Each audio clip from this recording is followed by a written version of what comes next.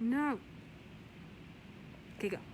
Hi everybody, how are you? My name is Denise Michelle here at Arizona Science Center, and we are here today just to share a little bit about our surviving space camp that we've been doing here, and we are very, very happy to see that 45 virtual camp members came out to attend the astronaut training. So I just want to go ahead and touch base with you guys and talk about it, but before I do, I want to see how you guys are doing today. So I'm going to ask a really important question now. If you were selected to be an astronaut and work in outer space, would you go? Would you do it? Okay, I'm going to ask Miss Megan first. She's here with me. Miss Megan, would you go? Would you do it? Absolutely, I would go. I think it's so cool that they are actually now looking for teachers to get to go up into space. And as a current teacher and educator, I think it would be so awesome to get to have that experience and then come back and be able to tell my students about it. Plus, I would love to just get to see outer space. That would be so cool. Absolutely, you're absolutely right. So not just teachers, but we're trying to see how many humans now we can get up there. So adults, if you're in the audience today with our campers, definitely let us know. Would you go if you were selected to go outer space? All right, I'll keep an eye on those comments while we keep going. All right, you guys.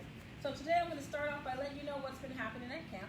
So for the first part, I want you to know that on Monday, our campers were introduced to the crew, and it went really, really well.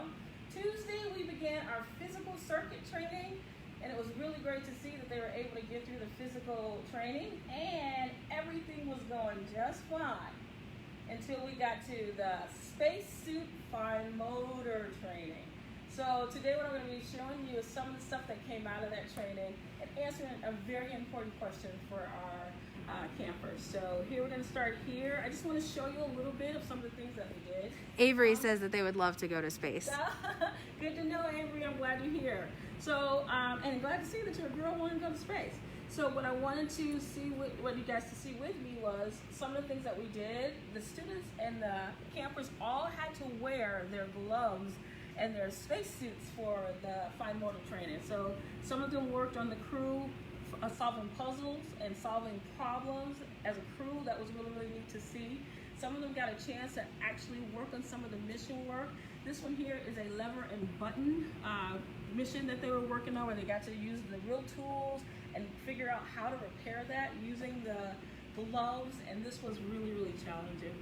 What was really, really nice to see, guys, is that our campers made that connection that spacewalks and missions are very challenging. It takes perseverance.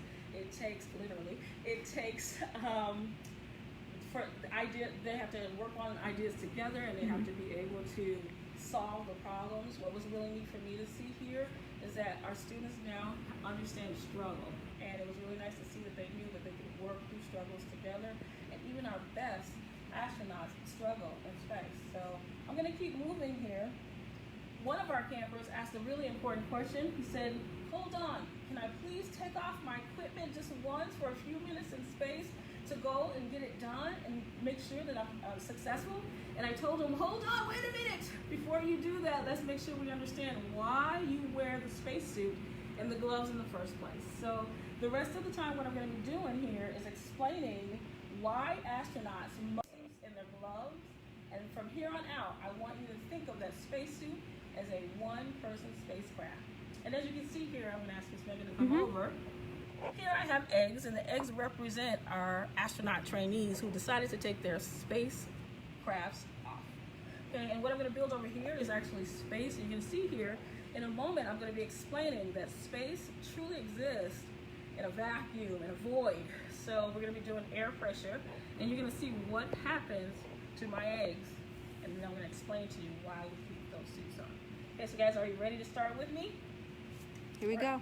Here we go. All right, let's see if I get it again. All right, I think I'm going to start first by creating the space. So I'm going to place in here some paper. Get my air going. And I want you to pay attention. Ooh, let's do a couple of. Pay attention. And remember, if we're trying this at home, we never play with matches without an adult or our personal protective gear.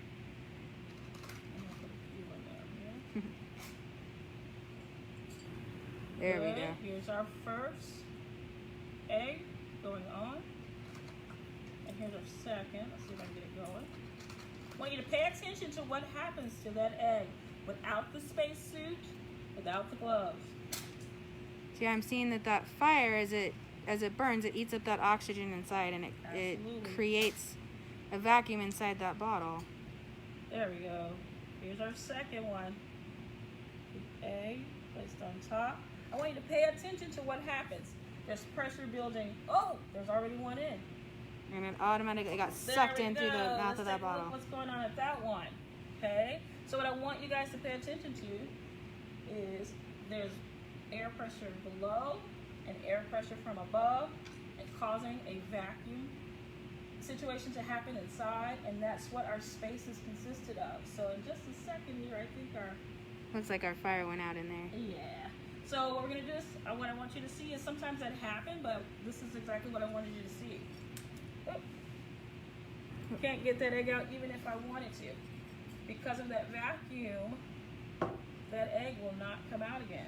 So I wanted you guys to take a look at that and see that that is why it's so important for you to wear your protective gear and your spacesuit, because the spacesuit actually has a pressurized system that balances out with all the air pressure that's happening outside in that space. So what I want to close with and recommend that you do is keep on going with the training, and I want you at home, campers, to keep wearing those gloves and trying to build up those muscles and those fine motor skills.